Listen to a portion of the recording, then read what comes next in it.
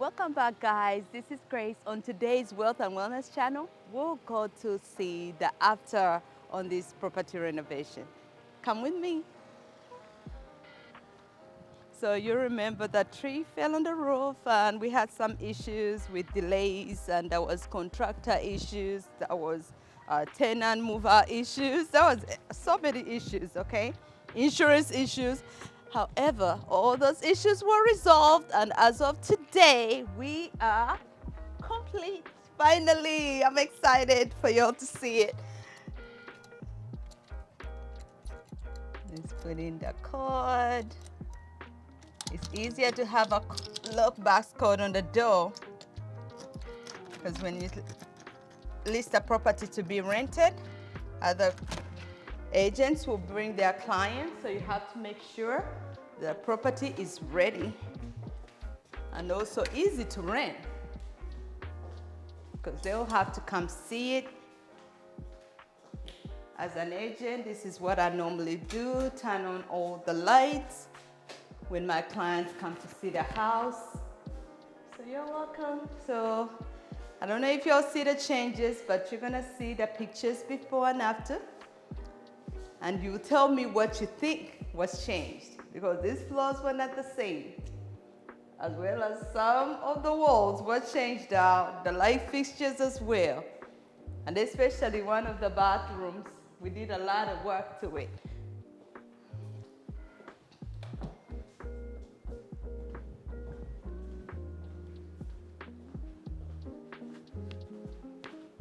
Okay, so this is the bathroom. The whole bathtub was redone. That's a new bathtub. We tiled the wall, the flooring. If you can see, some of this was changed out, and some of it did not need to be changed out. It needed to be cleaned. So whatever needed to be changed out was changed out, and everything else that needed to be cleaned was cleaned. If you look up, we did not have an attic ladder initially, because we had a small opening to the attic. However, that was always a challenge every time we had contractors who had to go look at the roof. So we replaced it with this. So this is much easier. And this is one of the rooms which was severely damaged. You can see the window was replaced. The ceiling was redone. So color, paint, everything was redone. So the flooring also looks good as well.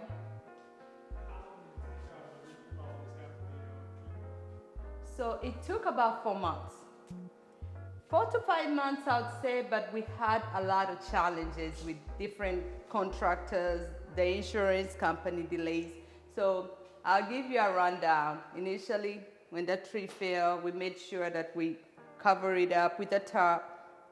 However, the tenant was still not living here, but they had their belongings here. So we could not do much, because we didn't want people to come in and out while their belongings were still here. Therefore, it slowed us down and delayed the process of renovations. We thought it was going to take them 1 month to find another property. Unfortunately, it took them at least 2.5 months. So those 2.5 months were literally waiting on them, and finally they were able to move, and that's when we were able to do all the repairs we were supposed to do. And the other delay was really contractor delays, because I contracted out different subcontractors. Like the roofer was a different company, the flooring people were a different company, people who did the paint were different subcontractors, and so the ones who tiled the wall and also the window were different. So I was like the general contractor on this particular project and subcontracted everybody out. However, that also delayed everything, because they were waiting on me to find the contractors and also to inspect their work and also to make sure they get paid. So all that was causing a little delay in here and there, because I have other things going on, and I had 2 other projects going on at the same time. So my scheduling was a little challenge, but next time I know what to do better. So you get to share some of the lessons I learned in this video, because such as the general contractor.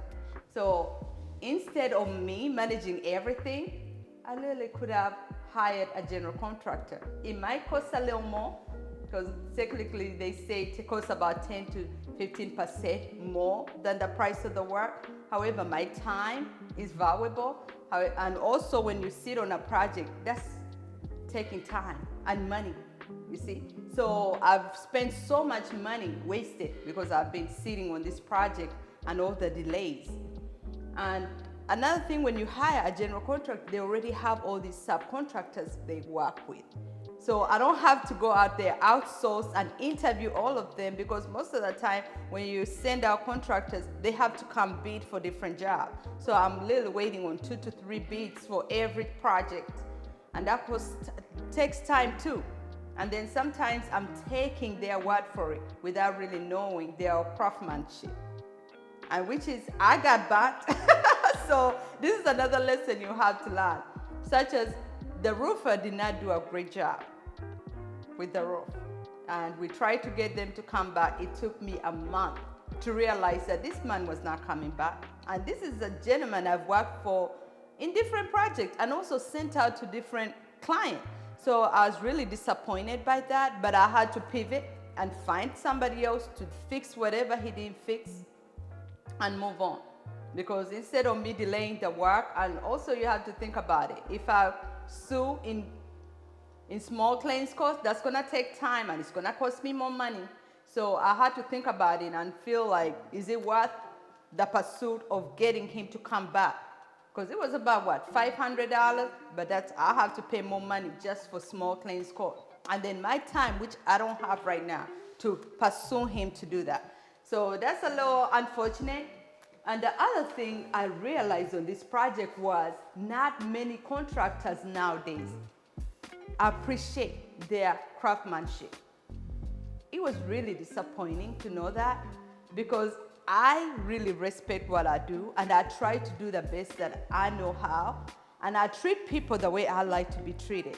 Therefore, when I meet people who don't do the same or who don't respect their own craftsmanship, I was really discouraged and disappointed. But some people really just do the best they know how, or just do the basic to just go by. And yet sometimes the basic is not good enough. Because if you don't fix something the right way, just come back and fix it again. You see, simple. Most people don't care about that. So I had to realize that, you know what, I might have to weed out a lot of contractors on this journey, but the right ones will come. I just have to continue being persistent. And like they say in real estate, you have to keep trying. Not everybody's gonna be your best fit. You have to keep trying. Even the experts have made mistakes with different contractors. And the other thing was also learning the basics.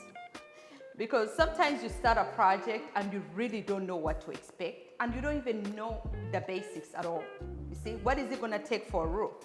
You see, you need to do your own research to know exactly how much square foot is that roof and how much is it gonna cost.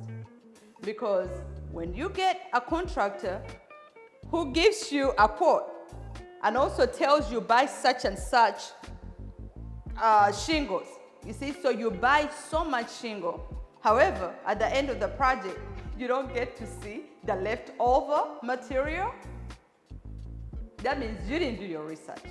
So that happened to me, and yet I really trusted these particular contractors, and I do use the word trust lightly, because it takes me a while to buy into my trust. However, if I've worked with you enough, then that's when I build trust.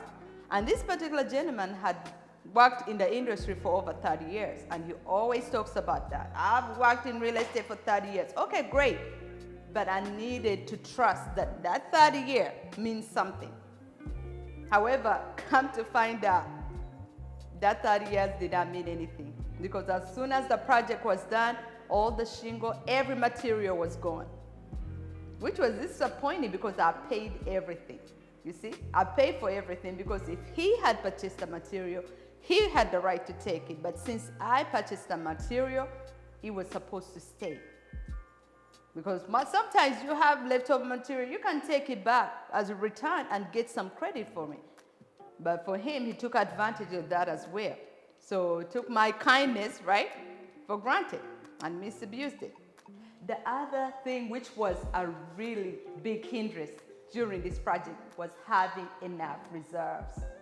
I cannot emphasize this point enough because when I say the project, I literally planned for about $10,000, which I anticipated that it would be about 10 to 15% more. And come to find out, I spent close to 50, you see? So, and that's not even including material because there was so many different things, and sometimes also not considering, it's like if you have to reduce stuff, that means cost of material, you see? So I had to put the cost of material in there again. Thanks for watching, guys, and on the next episode, we'll discuss more about property management, documentation, and also think about different exit strategies. Until next time, don't forget to subscribe below.